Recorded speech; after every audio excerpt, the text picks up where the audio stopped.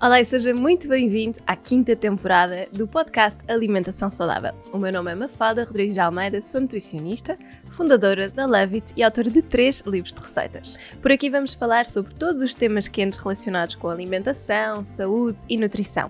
Vou receber vários convidados que nos vão ajudar a falar sobre temas como saúde de uma forma simples, a desmistificar alguns conceitos que estão tão enraizados no nosso dia-a-dia e que parecem que complicam a nossa alimentação. Vamos falar sobre bem-estar, sobre técnicas importantes para a prevenção de vários tipos de doenças e, mais importante ainda, para a promoção da saúde. Quero que este podcast venha simplificar a alimentação e ajudá-la a ter as ferramentas para ter um dia-a-dia mais simples, nutritivo e completo. Olá e sejam muito bem-vindos a mais um episódio do nosso podcast. Hoje vamos falar sobre um tema que interessa sempre muito nesta altura de maior calor, que é a questão da retenção de líquidos. Vamos falar um bocadinho sobre quais é que são os alimentos que mais prejudicam a retenção de líquidos e quais é que são os alimentos que nos ajudam mais nestes casos.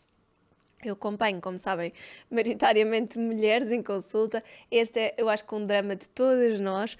Umas em maior grau que outras, obviamente. Há algumas situações já um bocadinho mais patológicas, em que é preciso haver um tratamento mais específico, medicação, etc.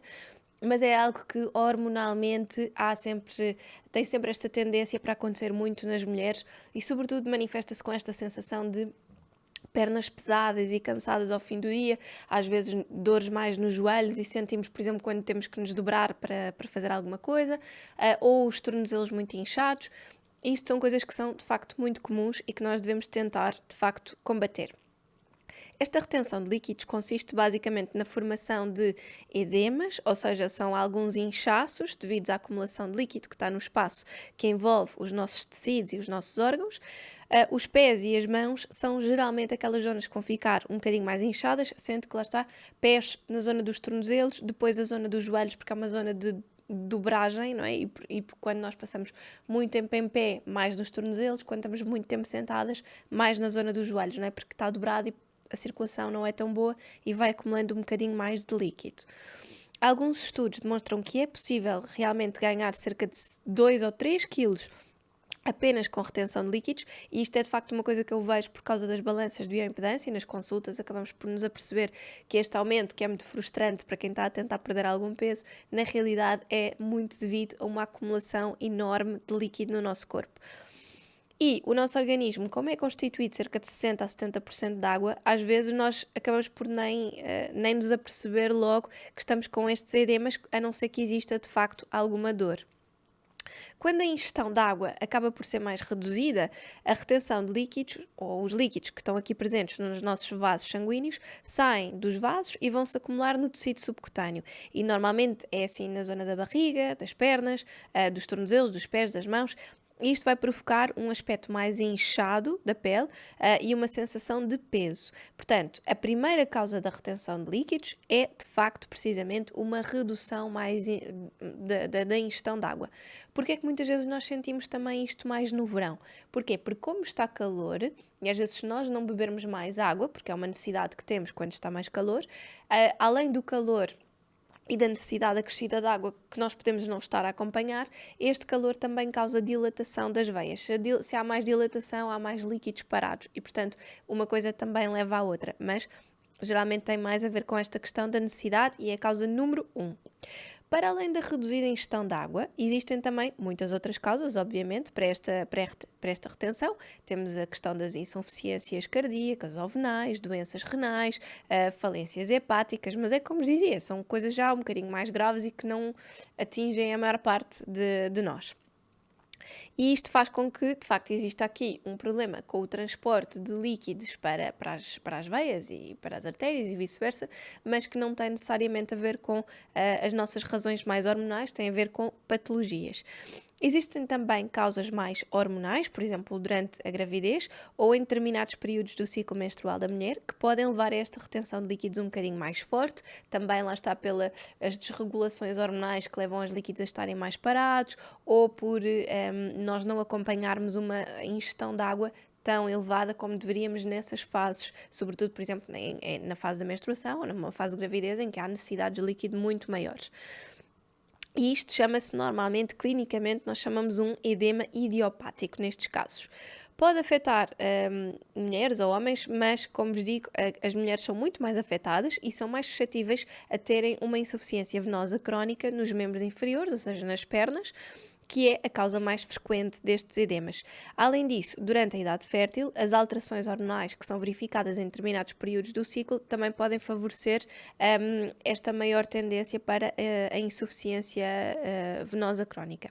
E eu acho que isto é muito interessante também vocês complementarem, se sofrem muito com isto, com o episódio do lipedema, que já gravámos há algum tempo, já saiu há algum tempo, mas que é interessante também tentarem associar, porque é importante percebermos se estamos a falar de retenção de líquidos ou se estamos a falar de lipedema, tentar desmistificar, tentar perceber o que é que se está a passar, porque são duas coisas que se podem muito confundir uma com a outra.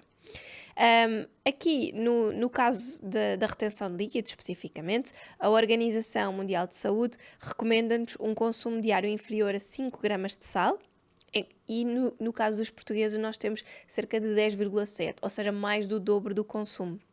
E isto significa que, se nós estamos a consumir o dobro da quantidade de sal que nós deveríamos, então aquela recomendação clássica de temos que beber 1,5 litro de água por dia não é de todo suficiente. Temos quase que beber o dobro da quantidade de água para compensar o dobro da ingestão de sal.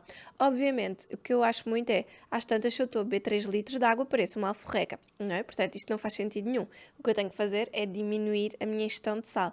Mas para pessoas que nunca mais aprendem que têm que diminuir a ingestão de sal, aprendam que então, se sofrem de retenção de líquidos, o problema, e se bebem 1,5 litro de água, o problema está no facto de não estarem a beber água suficiente para a quantidade de sal que estão a consumir, ok? Porque isto é uma queixa que eu ouço constantemente nas consultas. Mas eu bebo tanta água, não percebo como é que tenho tanta retenção. Ora, aqui temos uma resposta, não é?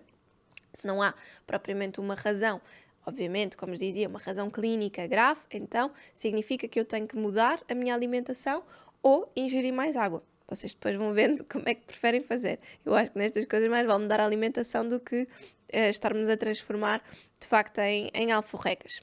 Então, quem sofre de retenção de líquidos pode aumentar, então, como vos dizia, até 2 ou 3 quilos. Os sintomas mais clássicos são aqui as pernas pesadas, pernas e mãos muitas vezes inchadas. Nota-se muito, por exemplo, deixamos de conseguir usar os anéis, ou para quem usa meias, às tantas ter que tirar as meias porque as meias parece que fazem um garrote nos tornozelos, às vezes até distensão abdominal, e aí é uma retenção de líquidos um bocadinho diferente, porque é uma retenção de água no intestino, e portanto também já nos vai chamar aqui para problemas intestinais, algumas câimbras e um mal-estar, não é? Aquela dor que vos dizia. E isto pode acontecer tanto em pessoas que estão muitas horas em pé, como em pessoas que estão muitas horas sentadas. Muitas vezes também o estarmos paradas em posições que não permitem a contração venosa ou da circulação acaba por acontecer com muito mais regularidade.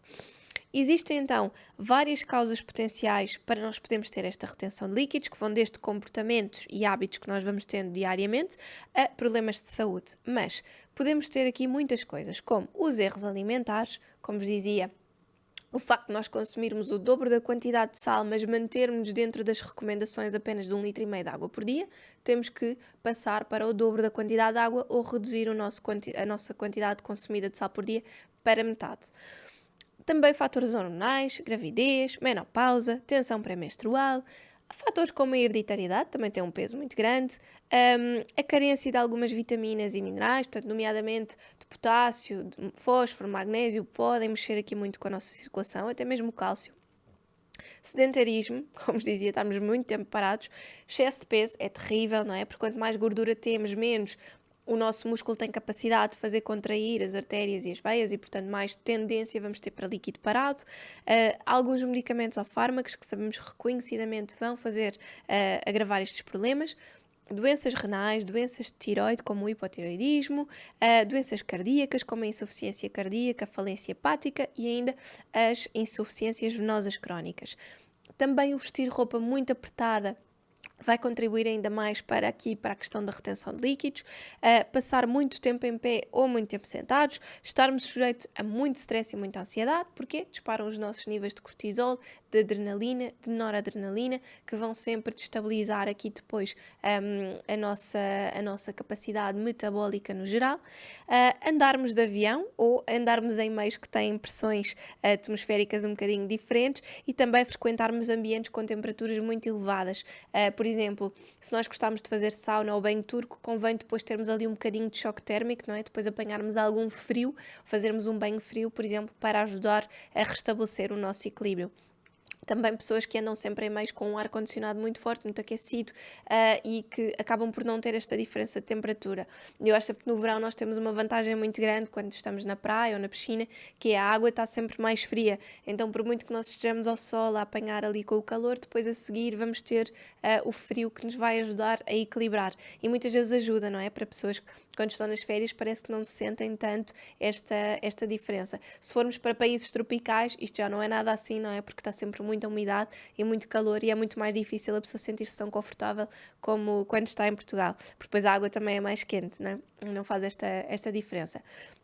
Mas veem que há aqui muitas coisas e se calhar vocês ouvem e identificam-se com muitas delas e percebem que a retenção de líquidos no vosso caso, eu acho que o que faz mais o ding-ding, não é? Acaba por ser aquela questão do sal e da água, não é? De 1,5 litro. Mas a verdade é que nós podemos ter aqui muitas outras coisas e, por exemplo, no caso da roupa mais justa, também é uma coisa que eu faço, trabalho sentada o dia inteiro, portanto tenho-me a obrigar às vezes até a fazer exercício, até prefiro às vezes fazer à hora do almoço ou quando tenho ali um bocadinho a meio do dia, porque noto que realmente me deixa muito mais confortável, dá-me para estabilizar. Se o vosso intestino não funcionar bem, também é uma probabilidade muito maior de terem mais retenção de líquidos. Portanto, há aqui muita coisa que vocês podem identificar. E, de facto, a alimentação tem um papel muito importante e existem alimentos que eu gostava de vos referir hoje que vão ajudar a combater mais a retenção de líquidos. Primeiro, os alimentos que representam fontes de vitamina B e de potássio, ou seja, que vão ajudar a estabilizar os níveis de sódio, sal, basicamente, e que funcionam no fundo como diuréticos naturais, ou seja, que vão favorecer a eliminação destes tais líquidos que estão parados no nosso organismo. Exemplos muito concretos: morangos, abacaxi ou ananás, a abóbora, o chuchu, o agrião, a beterraba, a salsa, os coentros, a hortelã e o tomate. Contém tanto vitamina B como potássio, são excelentes para este efeito diurético. Depois, os alimentos ricos em fibra. Os alimentos ricos em fibra vão nos ajudar a manter o nosso intestino bastante mais saudável, tudo bastante mais fluido e a evitar que nós estejamos com fezes paradas durante muito tempo no nosso intestino. Trânsito intestinal lento leva muitas vezes a mais retenção de líquidos, portanto, conseguirmos ingerir mais fibra também vai ajudar a que isto aconteça. Depois a fibra também tem um outro papel muito interessante, que é a fibra retém um bocadinho de água no intestino. Ou seja, ao reter essa água no intestino faz com que a água também não fique tão parada entre os nossos tecidos e, portanto, vai ajudar a fazer com que as fezes fiquem um bocadinho mais molinhas, combatendo por aí a questão da obstipação e ajudando também a fluir tudo mais em termos de circulação sanguínea. Okay? Se sofrem de obstipação, atenção a isto. Outro género de alimentos que também funciona muito bem para ajudar a evitar a retenção de líquidos são as proteínas mais magras, ou seja, o frango, o peixe, os ovos, mesmo as próprias leguminosas, que além de serem uma fonte de proteína vegetal magra, porque não tem gordura adicionada, têm também a questão da fibra. Tudo isto vai ajudar a reduzir o teor de gordura que nós temos diariamente, promovendo aqui um efeito anti-inflamatório. E, portanto, vão ajudar a evitar que nós estejamos a consumir ingredientes que inflamam e que, por sua vez, vão promover mais a retenção de líquidos e mais a paragem de água. Depois, obviamente, alimentos que sejam ricos em líquidos, não é? A água, como já falámos, é importantíssima, mas depois também a própria fruta, os legumes, quando nós consumimos os legumes crus, que têm, obviamente, mais água do que quando cozinhamos e eles acabam por perder a sua água. Fazemos mais sopas, mais infusões, fazemos batidos. É uma das coisas que eu sugiro mais quando está calor nas consultas, é usarmos os batidos para pequenos almoços, para snacks, batidos em que pomos fruta, legumes, sementes, água, um bocadinho de bebida vegetal e temos uma refeição super equilibrada e logo ali ingerimos se calhar 700, 800 ml de líquido muito facilmente. Portanto, acho que é uma solução incrível. Sopa ao almoço e ao jantar, mesmo que esteja calor, façam sopas mais frescas, aqueçam menos, mas acho que é sempre uma boa técnica para conseguirmos lá estar ir compensando esta questão de, apesar de ingerirmos 1,5 litro de água, parecer que ainda sofremos um bocadinho com a retenção, não é? Portanto, tudo isto vai ajudar.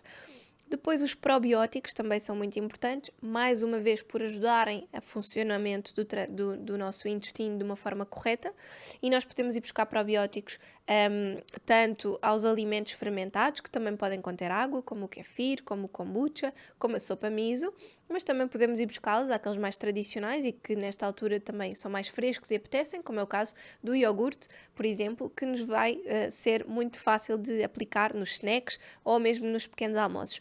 E estes probióticos vão ser importantíssimos para promover aqui toda a nossa fluidez metabólica e intestinal, que é tão importante para ajudar com a questão da retenção de líquidos. Depois, obviamente, temos algumas infusões e alguns chás que podem ajudar. Os pés de cereja eu gosto muito de recomendar face à cavalinha, porque a cavalinha tendencialmente baixa a tensão arterial e os pés de cereja não fazem isso. E depois tem outros com sabores mais fortes, como o caso do hibisco, a centelha asiática ou mesmo o chá verde, que também podem ser interessantes para complementar aqui um bocadinho a questão da retenção de líquidos. Depois, alimentos que nós devemos mesmo evitar de todo e que podem, de facto, agravar esta retenção de líquidos. Primeiro, temos os produtos de charcutaria, que são os produtos que, de forma geral, acabam por conter mais sal. Além do sal, têm as tais gorduras saturadas que encontramos geralmente na carne e que vão provocar mais este processo inflamatório. Portanto, são basicamente bombinhas inflamatórias e calóricas que nós não temos interesse nenhum em ter na nossa saúde, na nossa alimentação de forma regular. E atenção, o fiambre também está incluído nestes produtos de charcutaria e por muito que a indústria tenha evoluído e que nós já tenhamos ofertas de fiambres mais interessantes, eu recomendo sempre fugir ao fiambre no dia-a-dia. Uma coisa é de vez em quando, vamos a um café e pedimos uma sandes mista, ou fazemos uma sandes para a praia, uma coisa do estilo. Está lá o fiambre e está tudo bem. Agora, não deve ser um produto de consumo diário na nossa alimentação, ok? Há muitas outras trocas que nós podemos fazer. Podemos pôr azeite, podemos fazer aquela à espanhola com umas rodelas de tomate, azeite e orégãos que fica espetacular. Podemos usar o queijo fresco, o queijo Filadélfia. Podemos usar pasta de abacate, hummus, ovo cozido ou ovo mexido. Podemos usar N coisas que substituem aqui lindamente o fiambre, ou o presunto, ou mortadelas e paios e muitas outras coisas que vemos de charcutaria. Depois temos os produtos enlatados, que eu acho que também são um perigo. Mesmo as leguminosas já cozidas, muitas vezes têm sal adicionado. Os produtos como o atum, a cavala, a sardinha, etc., que nós usamos muitas vezes por questões práticas agora para as saladas, para as sandes, têm imenso sal adicionado. É importante olhar para o rótulo e aqui filtrar. Não devemos deixar de consumir estes produtos, obviamente, porque eu acho que eles são muito interessantes, mas devemos procurar sempre as melhores alternativas. Portanto, olhem para o rótulo e sejam muito... questionem muito, sejam críticos quanto à escolha dos produtos que estão a fazer. Infelizmente temos muitas pessoas que acabam por escolher só pelo preço, mas às vezes o preço ser mais barato no dia-a-dia pode ter um custo bastante mais pesado no futuro, não é? Para a nossa saúde. Então acho que é importante fazermos aqui um bocadinho uma concessão e se calhar vamos comprar menos vezes eventualmente, mas escolher aquele que possa ser um bocadinho mais caro, mas tenha melhor qualidade. Depois temos os hidratos de carbono mais simples. Alimentos a evitar, eu acho que é muito importante falar disto, que é, às vezes nós até temos pessoas em consultas que são saudáveis, que fazem uma alimentação cuidada, que são magrinhas e, portanto, vêm à consulta de nutrição por variedíssimas outras razões, não propriamente pela questão do peso, mas uma das coisas que eu peço mais e que, portanto, tem estas queixas, não é? Retenção de líquidos, ou celulite, ou tem acne, etc. E uma das coisas que eu acabo por pedir mais é para fazermos algumas trocas no nosso dia-a-dia e esta dos hidratos de carbono simples é muito importante, já para não falar nas pessoas que querem perder peso, não é? Mas quando nós comemos muito, por exemplo, comemos o pão ao pequeno almoço, ou granola, ou papas de aveia, ou o que for, e depois à meia da manhã comemos umas tostinhas ou umas bolachinhas, mesmo que sejam aquelas mais saudáveis, e depois à hora do almoço comemos arroz, e depois à tarde voltamos a comer outras tostinhas, mesmo que sejam aquelas tipo pipoca de arroz, e depois a seguir ao jantar ainda vamos comer massa. Isto é muita quantidade de hidratos de carbono para aquilo que a maior parte das pessoas precisa.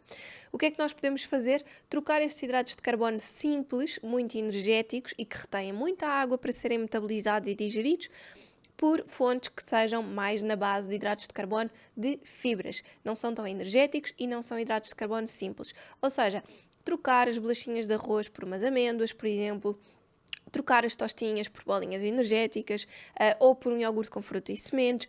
Ou seja, isto vai-nos dar uma capacidade, se calhar, reduzir logo ali para metade ou menos de metade, na hora do almoço, na hora do jantar, digo, também tirar a massa e se calhar juntar mais legumes, seja através da sopa, seja através de legumes no prato, e tudo isto vai fazer com que nós estejamos se calhar até a manter, em termos quantitativos, a mesma quantidade de hidratos de carbono no dia-a-dia, e portanto, se calhar em termos calóricos não vamos mexer, mas conseguimos reduzir muito os hidratos de carbono simples, que têm um impacto tão grande e tão negativo na nossa retenção de líquidos, e fazer com que, de repente, parece que a pessoa tem muito mais fluidez, melhora a saúde intestinal, melhora a parte de circulação e, portanto, parece que tudo corre muito melhor, percebem? E, portanto, às vezes, quando falamos em gerir os hidratos de carbono, às vezes há pessoas que têm sempre muito medo e dizem, pronto, lá vêm os fundamentalismos dos hidratos de carbono a serem demonizados.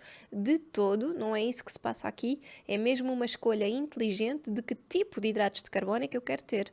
Não estamos a preocupar-nos com calorias, nem estamos a pesar nada, não é? Na realidade, estamos só a trocar as escolhas que estamos a fazer. Já para não falar de que tostinhas e bolachas são muito mais processados do que amêndoas ou bolinhas energéticas em que nós usamos avelãs, tâmaras e cacau, por exemplo. Já para não falar por aí. Depois, outra coisa que também não ajuda nada são bebidas, sejam alcoólicas, seja com gás. O álcool faz imensa retenção de líquidos, portanto agrava sempre. Vocês até podem não sentir hoje quando bebem umas cervejas ao fim do dia com os amigos ou uma sangria no fim do dia na praia, que é uma coisa que sabe tão bem. Mas depois no dia a seguir acordam e já se sentem mais inchados, com mais inflamação, etc. Portanto, o álcool, infelizmente, vai ter sempre este papel. Se devemos deixar de consumir álcool, não é? Acabei de dizer, eu também gosto, não é? Mas acho que tem que ser com muita moderação. E se estamos muito aflitos e com muita retenção de líquidos, temos de facto de reduzir, pelo menos no dia-a-dia, eliminar por completo e deixar assim apenas para algumas ocasiões mais sociais. E as bebidas com gás, idem. Infelizmente, eu ainda tenho muitas pessoas na consulta que bebem refrigerantes com muita frequência, que me perguntam logo, mas não pode ser nem a Coca-Cola Zero? Não! Se calhar vamos trocar a Coca-Cola Zero, por se gostamos daquela coisa de ter o gás, ou precisamos de uma bebida que tenha um bocadinho mais gás para nos dar alguma graça nas refeições. Podemos começar pelas águas com gás, com sabores, que têm gás naturalmente presente, ou pelo kombucha, com sabores, que também têm gás naturalmente presente, e portanto ir assim devagarinho, fazendo uma troca de refrigerantes, que são péssimos, para coisas um bocadinho mais naturais. E o ideal, obviamente, era que isto deixasse acontecer de todo, para começarmos a ter uma alimentação que não esteja constantemente a provocar aqui mais retenção de líquidos. Infelizmente, às vezes, há muitas pessoas que estão a ouvir e a pensar, isto não é um problema para mim, mas infelizmente ainda é muito comum. Depois, acho que também há outras coisas que são importantes de fazer, além da água, é, no fundo, evitar os produtos de uma forma geral que possam ser mais processados. Portanto, falámos aqui dos produtos de charcutaria, dos produtos enlatados, mas olha, quando falamos em produtos processados, temos os molhos das saladas, temos os queijos, muitas vezes até as pessoas procuram os queijos mais vegan ou vão para os queijos mais light ou os queijos sem lactose, tudo isto são considerados alimentos mais processados. As próprias granolas, temos muito lixo alimentar em termos de granolas, de bolachas, que às vezes até dizem que são saudáveis, mas tudo isto são coisas muito processadas. E quando nós deixamos de nos preocupar tanto com ler os rótulos e começamos simplesmente a comprar alimentos mais puros e a cozinhar mais em casa, vocês vão notar uma grande diferença na qualidade da vossa circulação, da vossa digestão, do vosso trânsito intestinal, do humor, da energia, tudo muda. Portanto, quando falamos em retenção de líquidos, eu não posso mesmo deixar de falar nisto, não é? A importância de reduzir o sal, a importância de comer mais fibras e a importância de comer mais natural, descascar mais, como se costuma dizer, e desempacotar menos. Claro que se vamos desempacotar, pronto, leiam lá os rótulos, mas o importante de facto é haver esse shift e essa mudança. Depois, o exercício, claro que sim, é muito importante, mas pronto, no que toca ao exercício físico não sou nenhuma especialista, só vos posso dizer que os estudos o que nos dizem, cada vez mais, é prática de exercício físico regular. E às vezes há muitas pessoas que me dizem, mas eu não consigo, na minha vida diária, na minha dinâmica familiar, eu não consigo incluir mais. É certo, eu também já tive fases muito desafiantes, sobretudo depois de ter sido mãe, tive ali um período mais desafiante com a entrada da creche e toda aquela dinâmica, etc. Mas a verdade é que é importante nós irmos tentando incluir atividade física, nem que seja andar a pé um bocadinho à hora do almoço, habituarmos a largar mais o carro e andarmos mais de um lado para o outro a pé, fazemos circuitos que se calhar até demorávamos 10 minutos a pé, mas vamos de carro só por questões de comodidade, não é? E se calhar vamos passar esses 10 minutos a pé, depois para voltar são mais 10, no fim do dia já foram 20 minutos e se calhar já deu para fazer ali 3 ou 4 mil passos naquele período, não é? E tudo isto vai ter, de facto, muito impacto aqui na retenção de líquidos. Para quem passa muito tempo em pé ou muito tempo sentado, fazerem pequenas pausas, levantarem-se um bocadinho, descansarem, para conseguirem, de facto, ter aqui um equilíbrio maior. Eu acho que isso é super importante. E depois, nunca é demais dizer que é muito importante termos uma boa rotina de sono. Uma boa rotina de sono permite-nos descansar, o nosso metabolismo fica todo muito mais organizadinho, permite que o nosso intestino funcione melhor, permite que nós consigamos ter destreza e capacidade e até vontade para fazermos melhores escolhas alimentares, dá-nos mais energia e tudo isto para o nosso corpo a funcionar de uma forma muito mais eficaz. Por isso, espero que tenham gostado. 5 alimentos que devemos evitar, 5 categorias de alimentos que devemos incluir e depois, lembrem-se, a maior parte das pessoas que esteve a ouvir este podcast, de certeza, que agora vai ficar a pensar na questão do sal, de consumirmos o dobro da quantidade de sal que deveríamos e de mantermos a recomendação de 1,5 litro de água, ok? Portanto, quando acharem que bebem quantidade de água suficiente para aquilo que comem e por isso não percebem de onde é que vem a vossa retenção de líquidos, parem para pensar, reflitam e façam as mudanças que precisam de fazer. Espero que tenham gostado, um beijinho e vemo-nos para a semana.